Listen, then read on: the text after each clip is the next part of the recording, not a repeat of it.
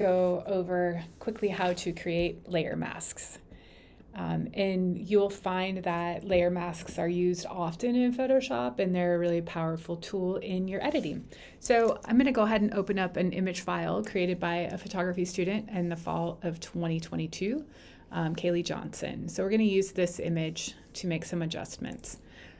So the first thing I'm going to do is I'm going to click on a selection tool, and my go-to selection tool is a quick selection tool. That's what I usually use most frequently. And then the next thing I do is I always make a copy of the layer or the image that I'm working on. So I'm going to go ahead and click on Control or Command J to make a layer. That's just a habit that I have in creating any sort of adjustments. Anything I do in Photoshop, I'll start with a new layer. Mostly so I can always go back and reference my background, my original file, pretty quickly and easily.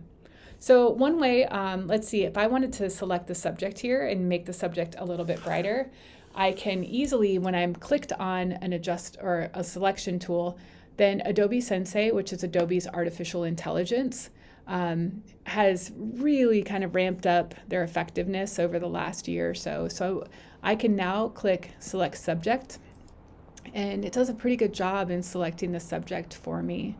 And so from there, I could make some adjustments. I could make color balance adjustments.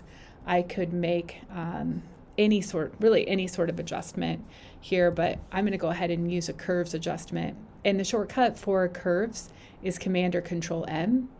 And you can see I can just brighten that up a lot, actually.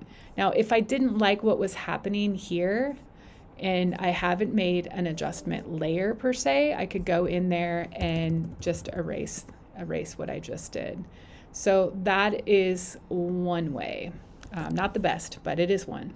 Another way is to go ahead and I'm going to trash that layer, show you another way, Control or Command J, and then I'm going to go ahead and make an adjustment layer right into that copied layer I made. Go back, click on my selection tool, select subject. Again, it does kind of the same thing.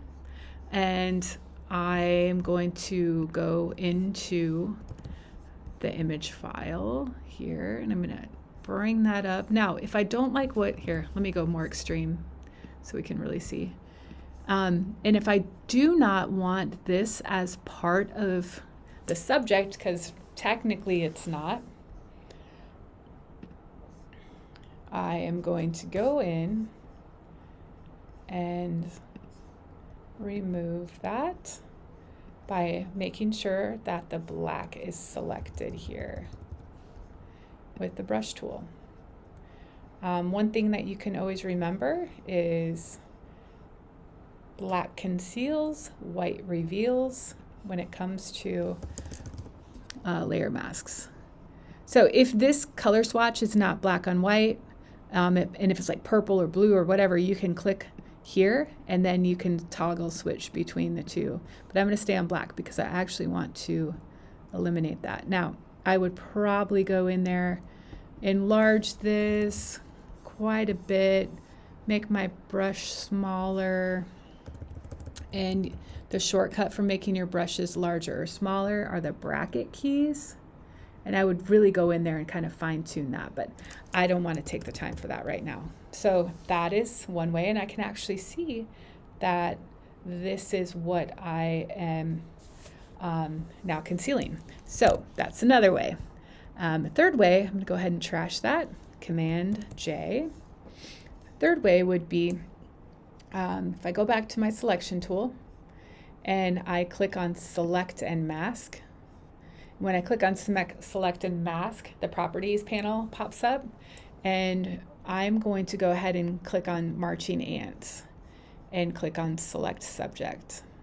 So it's basically doing the same thing. My view I could change if I wanted to. It's really kind of up to your personal preference, but I'm a fan of the Marching Ants. Also because I'm a fan of Dave Matthews Band, and that's a name of one of their songs. So side note. And I'm going to hit OK. So here I can see the layer. So I could do the same thing again, Control or Command M. Sorry, I have to click on that. And I'm going to bring that up. So I'm basically doing the same thing I did before. My black is selected, so I could go back in here with the brush. Oops. Edit, undo. Onto the mask. And then